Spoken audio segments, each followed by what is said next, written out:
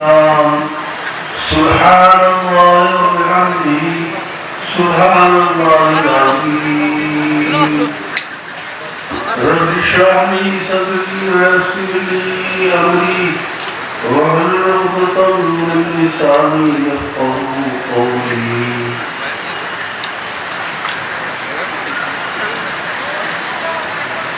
حضور صلی اللہ علیہ وسلم کے صحابہ میں ایک صحابی ہے جنہیں اصحاب صفہ میں سے شمار کیا جاتا ہے. مسجد نبوی میں چبوترا ہے، وہ پہلا مدرسہ ہے. قال اللہ قال رسول کی صدائیں بلند کرنے والے وہاں آتے تھے اور حضور صلی اللہ علیہ وسلم سے قرآن و حدیث سیکھتے تھے. مدینے والے یا مالدار مہاجرین نے کھجوریں لٹکا دی، ان کھجوروں پر ان کا گزارا. اگر کھجوریں ہاتھ آ گئی تو ٹھیک ہے، ورنہ تو خرافات کی زندگی بسر کرتی. آج کل کے ہمارے طلبا کی طرح نہیں کہ ذرا سی کوئی بات ہوئی اشتہاری قرآن آتا ہو گئے، واجب بات نہیں. حضرت ابو ہریرہ رضی اللہ عنہ فرماتے ہیں کہ ہم کبھی کبھی حضرت عمر اور کبھی کبھی حضرت ابو بکر صدیق کے پاس جاتے تھے ان کے گھر تک چھوڑنے کے لیے، تو وہ یہ سمجھتے تھے کہ ہمارے اعزاز کے لیے یہ تشریف لائے ہیں، اور گھر تک چھوڑتے تھے اور وہ گھر میں چلے جاتے تھے. حالانکہ بات یہ تھی کہ آخریہ روزہ پڑھتی تھی حضرت ابو ہریرہ رضی اللہ عنہ. وہ چاہتے تھے کہ پوچھ لیں کہ بھائی کچھ کھاؤ گے کچھ پیو گے، لیکن وہ عالم الغیب تو تھے نہیں.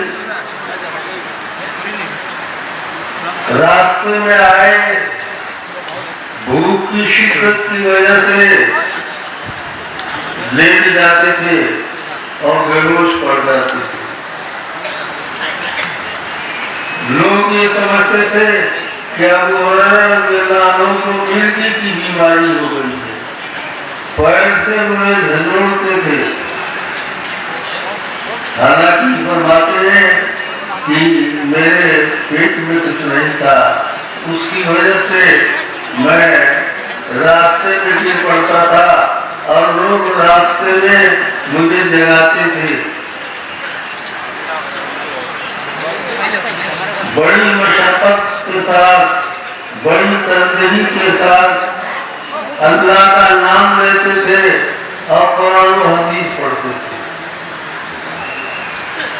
ایک مرتبہ حضرت ابو ہریرہ رضی اللہ عنہ نے یہ کہا کہ یا رسول اللہ صلی اللہ علیہ وسلم، میں آپ کی حدیثیں سنتا ہوں، کبھی کوئی حدیث یاد رہتی ہے اور کبھی بھول جاتا ہوں.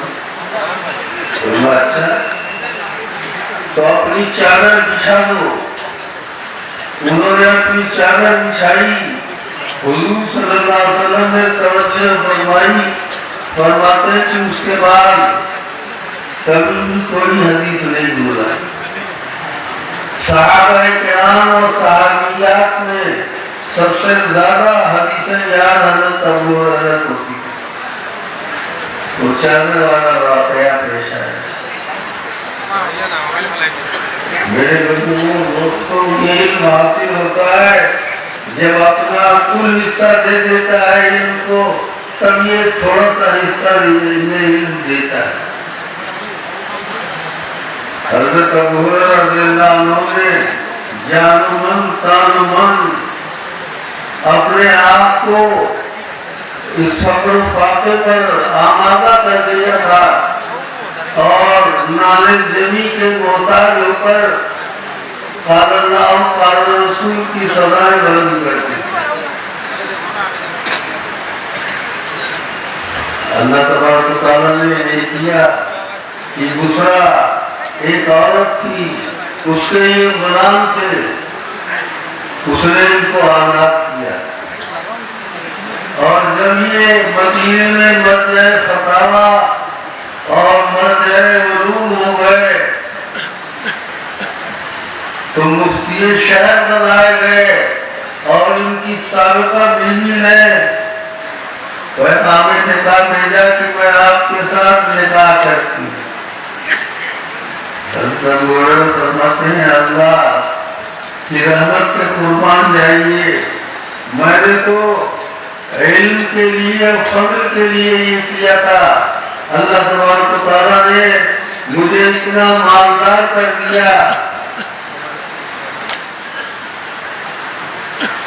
کہ ریشمی رومال میں ناک صاف کرتا ہوں.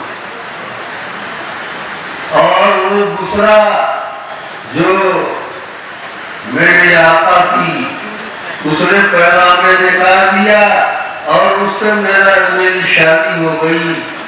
اللہ کے قربان جائیے، کبھی غلام کبھی یہ آقا تھی حضرت ابو ہریرہ کی اور کبھی یہ شوہر ہو گئی. تو طلبہ کو یہ خیال نہیں کرنا چاہیے کہ آج ہم روٹی بوٹی پر اکتفا کر رہے ہیں. اللہ چاہیں گے تو آپ بڑے مالدار بھی ہوں گے اور عزت والے بھی ہوں گے. اللہ تبارک و تعالیٰ عزت اور اعزاز دونوں عنایت فرمائیں گے. بولتے ہیں اللہ کا شکر ہے کہ اس نے ایک غلام کو آزادی بخشی اور آزادی بخشنے کے بعد ایک مالدار عورت سے اس کا نکاح بھی کر دیا. حضرت ابو ہریرہ فرماتے ہیں کہ دو کلمے ایسے کہ زبان پر بڑے ہلکے پھلکے ہیں، زبان پر اتنے ہلکے پھلکے ہیں کہ زبان کی ادائیگی کے اندر کبھی زبان کو آنچنا نہیں پڑتا، پریشانی نہیں ہوتی. حضرت ابو ہریرہ فرماتے ہیں اللہ کا احسان.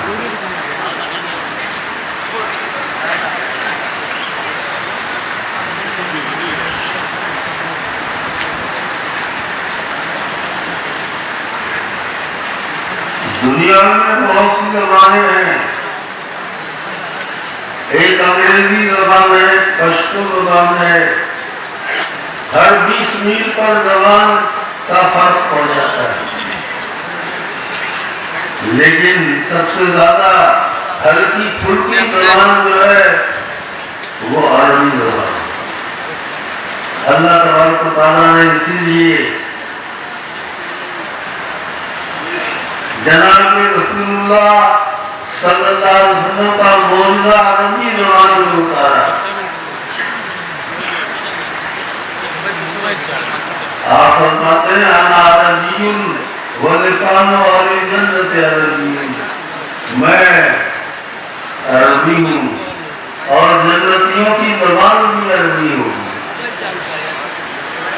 جب نکیرین آئیں گے اور پوچھیں گے من ربک، تیرا رب کون ہے، تو باوجود کی آدمی عامی ہوگا لیکن مومن ہوگا، وہ کہے گا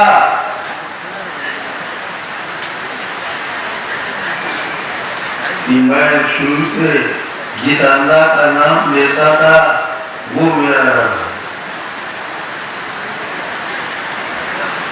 ایک ولیہ سے پوچھا منکر ونکیر نے کہ آپ اپنے رب کو جانتی؟ انہوں نے کہا جانتی ہوں، بچپنے سے میں نے رب کا نام لیا ہے. تو آج 2 گز زمین کے اندر جانے کے بعد میں اپنے رب کو بھول جاؤں گی اور تم عرش سے آ رہے ہو اور اللہ کی زبان عربی کو نہیں بھولے. فرشتے پوچھیں گے کہ تمہارا دین کیا ہے؟ تو اللہ والا آدمی کہے گا دینی دینی الاسلام، میرا مذہب اسلام ہے، اس مذہب اسلام پر میں اپنی جان قربان کرتا ہوں اور اپنی ہر چیز قربان کرتا ہوں۔ ان الذين قالوا ربنا الله ثم استقاموا تتنزل عليهم الملائكة ألا تخافوا ولا تحزنوا وأبشروا بالجنة التي كنتم توعدون۔ جو لوگ اپنا رب اللہ کو مان لیتے ہیں اور اسی پر جم جاتے ہیں، یہ نہیں کہ صاحب جسے جیسا دیکھا ویسا ہی بن گئے، تو اللہ کے فرشتے آتے ہیں اور بشارتیں دیتے ہیں اور کہتے ہیں خوف نہ کرنا، اللہ کی طرف سے خوشخبری ہے تمہارے لیے۔ میں تفریح کرنے جاتا تھا جب تک میرے گھٹنے ٹھیک تھے، تو دیوبند میں ایک کاشتکار کہتا تھا کہ مولوی صاحب میرے بھائی کا انتقال جب ہوا ہے تو پورا گھر جو ہے معطر ہو گیا تھا، خوشبوئیں گھر کے اندر آ رہی تھی، اور میں نے کہا کہ انشاءاللہ تمہارا بھائی جنتی ہے۔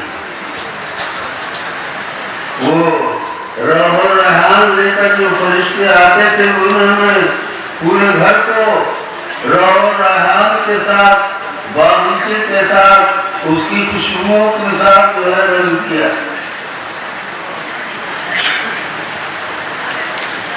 مرد مومن سے پوچھا جاتا ہے یہ کون ہے روضہ اقدس کے اندر جو نظر آتے ہیں؟ درمیان کے جتنے پردے ہیں سب ہٹا لیے جائیں گے اور پوچھا جائے گا یہ کون ہے؟ بندہ مومن کہے گا یہ ہمارے نبی، ہمارے رسول جناب رسول اللہ صلی اللہ علیہ وسلم۔ میں ہمیشہ ان کو اپنا نبی مانتا تھا اور اپنا رسول مانتا تھا۔ تو میرے بزرگوں اور دوستوں، یہ زبان جو ہے عربی بہت ہلکی پھلکی ہے، لیکن جب ترازو اعمال میں اس کو تولا جائے گا تو یہ وزنی ہو جائے گی۔ وزن دو قسم کا ہوتا ہے، ایک وزن مادی ہوتا ہے 10 گرام کا، 100 گرام کا، 1 کلو کا، 1 من کا، 1 کوئنٹل کا۔ تو یہاں مادی وزن مراد نہیں ہے بلکہ معنوی اور روحانی وزن مراد ہے۔ ایک بندہ مومن کو نامہ اعمال پر کہا جائے گا کہ تم اپنے اعمال کا وزن تولواؤ، وہ کہے گا ماننے والے میرے پاس تو بدیاں ہی بدیاں ہیں، برائیاں ہی برائیاں میرے نامہ اعمال میں، کیا میں تولواؤں؟ مقام کریم تک میں پہنچ نہیں سکتا۔ اللہ فرمائیں گے ہمارا کو بظلام للعبید، تمہارے رب بندوں پر ظلم کرنے والے نہیں، میرے پاس تمہاری ایک نیکی ہے، وہ نیکی ہے کہ تم لا الہ الا اللہ محمد رسول اللہ پڑھتے تھے۔ چنانچہ جب اس کی نیکیاں برائیاں تولی جائیں گی تو نیکیوں کے پلڑے میں لا الہ الا اللہ محمد رسول اللہ جب داخل کیا جائے گا تو نیکیوں کا پلڑا جو ہے جھک جائے گا اور اس کی نجات ہو جائے گی۔ تو میرے بزرگوں دوستوں، یہ وزن معنوی ہے۔ کلمہ لا الہ الا اللہ محمد رسول اللہ لکھ کر پرچی پر اور نامہ اعمال میں وزن کیا جائے تو اس کا کیا وزن ہوگا؟ لیکن وزن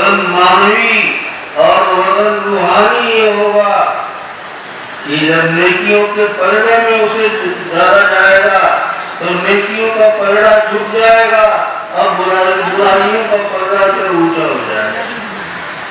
وہ کہے گا پالنے والے آپ نے تو بڑا کمال کیا, میرے پاس تو برائیاں ہی برائیاں تھیں. آج معلوم ہوا کہ کلمہ لا الہ الا اللہ محمد رسول اللہ کا وزن معمولی ہے. اسی طرح سے کتابوں میں آتا ہے کہ ایک شخص کو دوانیاں فرشتے گھسیٹتے ہوئے لے جا رہے ہوں گے جہنم کی طرف. وہ حضرت آدم علیہ السلام کی طرف دیکھے گا. حضرت آدم کو پکاریں گے بابا آدم, یا احمد یا احمد. حضور صلی اللہ علیہ وسلم فرمائیں گے لبیک و سعدیک یا ابا البشر, اے بابا آدم فرمائیے کیا فرما رہے ہیں. وہ کہیں گے کہ آپ کا ایک امتی گنہگار, اسے درباریوں فرشتے جہنم گھسیٹ کے لے جا رہے ہیں, آپ مدد کیجیے, شفاعت کیجیے.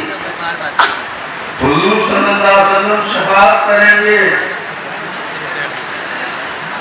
اور کہیں گے زبانیوں فرشتوں سے رک جاؤ, جلدی نہ کرو. فرشتے کہیں گے کہ ہم اللہ کے بھیجے ہوئے ہیں, ہم اللہ کے بھیجے ہوئے ہیں. اللہ نے فرمائیں گے تبھی ہم رک سکتے ہیں, کسی ولی یا کسی نبی کے کہنے پر نہیں رک سکتے.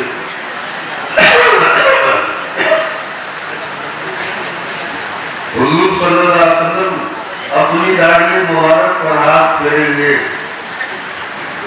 اور عرش کے سائے تلے سجدے میں پڑ جائیں گے اور یہ کہیں گے پالنے والے, مانا ہم نے کہ اس آدمی کے پاس برائیاں ہی برائیاں ہیں, نیکیاں نہیں ہیں, لیکن آپ کی رحمت جو ہے بہت وسیع ہے. معنوی اور روحانی اعتبار سے اس کی رحمت بہت وسیع ہے. اسے جب ڈالا جائے گا نیکیوں کے پلڑے میں تو نیکیوں کا پلڑا جھک جائے گا اور اس کی مغفرت ہو جائے گی.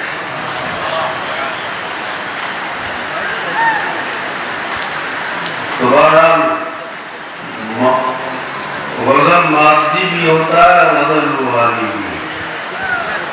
100 گرام, 1 من, 1 کوئنٹل, یہ تو مادی وزن ہے. اور مانوی وزن وہ ہے جس کو میں نے آپ کے سامنے بیان کیا.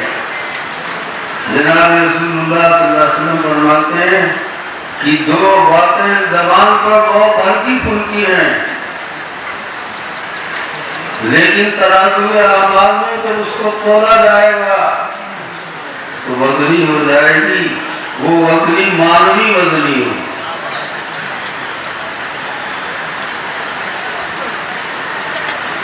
اور مانوی وزن کا وزن اتنا ہو جائے گا کہ ساری برائیاں اسے وزن مانوی جو ہے کھا جائے گی. تو جہاں مانوی وزن مراد ہے وہ کہے گا حضور صلی اللہ علیہ وسلم سے کہ اے رسول اللہ صلی اللہ علیہ وسلم آپ کون ہیں کہ آڑے وقت کام آئے. آپ فرمائیں گے کہ میں تمہارا نبی رحمت للعالمین ہوں, اللہ نے اس موقع پر مجھے بھیجا اور شفاعت کا حقدار بنایا. لکھا ہے کہ حضرت خانوی رحمۃ اللہ علیہ کی خدمت میں حضرت علامہ انور شاہ کشمیری رحمۃ اللہ علیہ تشریف لے گئے تو حضرت خانوی فرماتے ہیں کہ حضرت خانوی نے فرمایا کہ میرے اوپر ایک وزن پڑا حضرت شاہ صاحب کا. اور ایسا وزن مانوی پڑا کہ میرا دل و دماغ جو ہے کام نہیں کر رہا تھا. تو ایک وزن مانوی بھی ہوتا ہے. یہاں حدیث پاک کے اندر دو کلمے ایسے ہیں کہ ان کا مانوی وزن ہے اور اللہ کو یہ بڑے پسند ہے. کسی بزرگ کے پاس، اللہ والے کے پاس آپ جو ہے اس کے مزاج کے اعتبار سے محبوب ہدیہ لے جائیے تو دل سے دعائیں وہ دے گا. تو اللہ کو بھی یہ دو کلمے بہت پسند ہے. اور پسند کیوں ہے؟ اس کے اندر مقامات الوہیت کو بیان کیا گیا. سبحان اللہ میں اللہ نے اپنی تنزیہ بیان کی کہ اللہ ہر عیب سے، ہر نقص سے اور ہر کمی سے وہ کیا والا ہے. اللہ کے یہاں کوئی عیب نہیں، کوئی کمی نہیں. اسی لیے فرمایا گیا سبحان اللہ، سبحان اللہ و بحمدہ سبحان اللہ العظیم.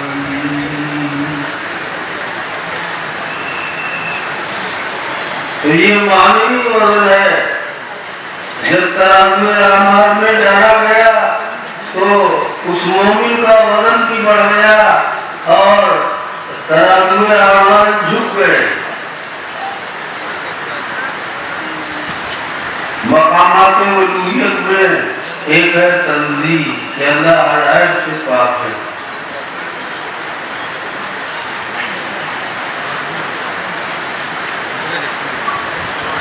یہودیوں کی طرح نہیں کہ طوفان جب آیا نوح کا تو حضرت حق سبحانہ و تعالی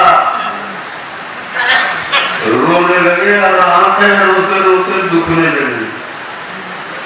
لیجیے گا رب کے اندر کمی مان لی. فرشتے عیادت کے لیے تشریف لائے کہ رب العالمین ہم کیا خدمت آپ کی کر سکتے ہیں. معلوم ہوا کہ ہم ایسا رب نہیں مانتے. ہم تو وہ رب مانتے ہیں جو نقائص اور خرابیوں سے پاک ہے.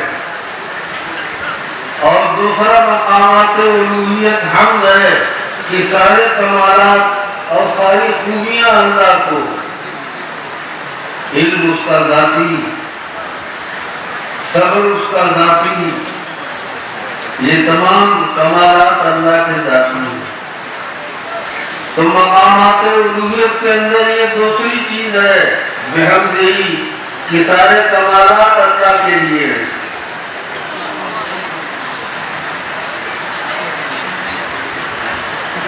عیسائیوں نے حضرت عیسیٰ علیہ السلام کو اتنا بڑھایا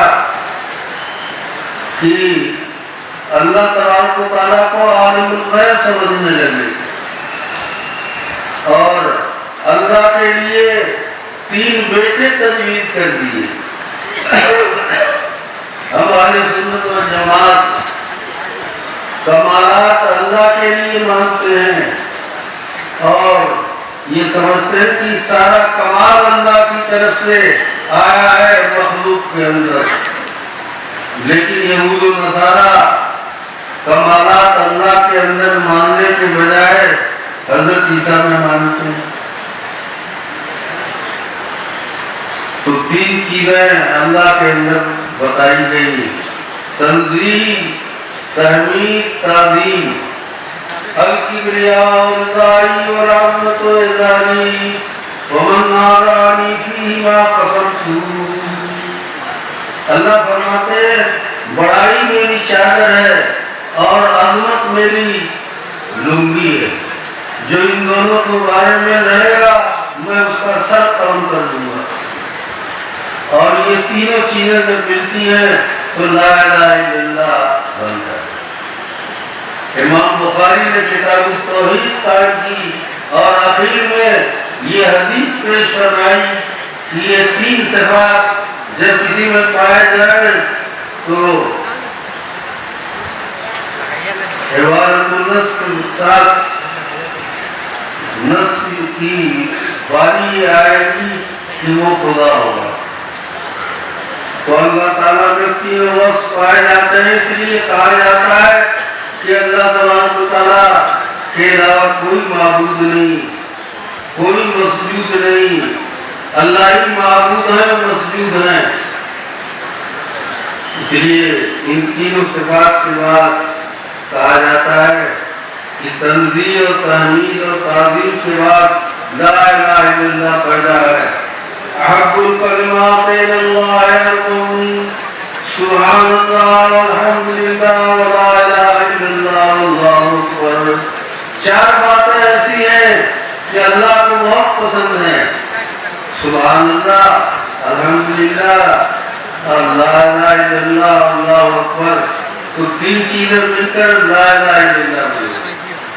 اللہ تبارک و تعالیٰ ہم سب کو توحید پر قائم رکھے اور جو محبوبیت کے صفات بیان کیے گئے ہیں الوہیت کے صفات اس پر قائم و دائم رکھے. وآخر دعوانا الحمدللہ رب العالمین. دعا کر لو کہ اللہ تبارک و تعالیٰ اس ادارے کی دینی چوکی کا خیال تلاش کرتا ہے. یا اللہ تمام اداروں کی مدد فرما. یا اللہ سارے عالم میں اسلام کا بول بالا فرما. منہ شرع اور فسیس کو بازار کا منہ جو ہے کالا فرما. یا رب العالمین ہمارے گناہوں کی بخشش فرما. یا اللہ ہم سب کو کلمہ توحید لا الہ الا اللہ محمد رسول اللہ کا پابند فرما. اٹھتے بیٹھتے سبحان اللہ وبحمدہ سبحان اللہ العظیم کا ورد ہماری زبانوں پر جاری مطالع فرما. یا اللہ جو بیمار ہیں انہیں شفائے کاملہ عاجلہ عنایت فرما. جو تندرست ہیں ان کی تندرستیاں دور فرما. جو پریشان حال ہیں ان کی پریشانیاں دور فرما. یا رب العالمین یا کرم کرمی بیماروں کو شفائے کاملہ عاجلہ عنایت فرما. اس موقع پر دعائیں قبول ہوتی ہیں. آپ دعا کیجیے کہ اللہ تبارک و تعالیٰ ہم سب کو عفو و عافیت نصیب فرمائے. یا رب العالمین ہم سب مسلمانوں کو استقامت ایمان نصیب فرما. یا اللہ ہم سب مسلمانوں کو استقامت نصیب فرما, صبر نصیب فرما. یا رب العالمین ہم سب کو چاہے مرد ہو یا عورت ہو ان الذین قالوا ربنا اللہ ثم استقاموا تتنزل علیہم الملائکہ الا تخافوا ولا تحزنوا وابشروا بالجنۃ التي کنتم توعدون کا مصداق بنا. یا رب العالمین ہم جو آپ کے سامنے ہاتھ اٹھائے یا اللہ ان ہاتھوں کو بھرپور فرما. یا رب العالمین ہماری بگڑی بنا دے, ہماری پریشانیاں دور فرما دے, آسانیاں عنایت فرما. جناب رسول اللہ صلی اللہ علیہ وسلم کا پکا سچا امتی بنا. یا اللہ یہ عظیم الشان جلسہ جس مقصد کے لیے قائم کیا گیا ہے یا اللہ توحید و استقامت کے لیے یا اللہ ہم سب کو توحید و استقامت عنایت فرما. یا اللہ ہم وہ تمام چیزیں مانگتے ہیں جو جناب رسول اللہ صلی اللہ علیہ وسلم نے ہم سے مانگی تھی اور ان تمام چیزوں سے پناہ مانگتے ہیں جن سے حضور صلی اللہ علیہ وسلم نے پناہ مانگی تھی. یا رب العالمین یا کرم الکریم یا ارحم الراحمین ہم تمام مسلمانوں کو توحید اور اعمال صالحہ پر اور اچھے اعمال پر یا اللہ خاتمہ فرما. اللہم آمین. ان دعاؤں کو اپنے فضل و کرم سے اور اپنے حبیب جناب رسول اللہ صلی اللہ علیہ وسلم کی برکات سے یا اللہ تمام دعاؤں کو قبول فرما. رب وقنا عذاب